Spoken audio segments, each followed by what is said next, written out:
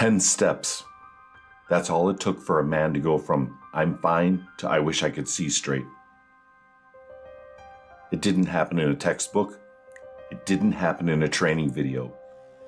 It happened on the shop floor, right here. My name is Tom.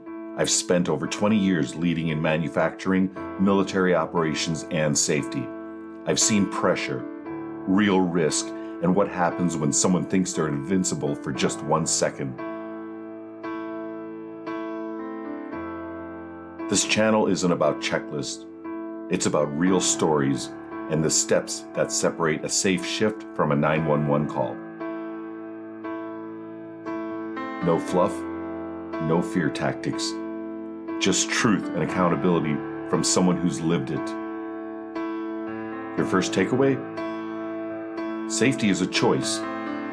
Every skipped step, every ignored warning, it adds up. I once watched a welder skip his hood for a quick tack. The arc flash caught him in the face. He dropped, blinded, 10 steps from the bench to the floor. That's all it took.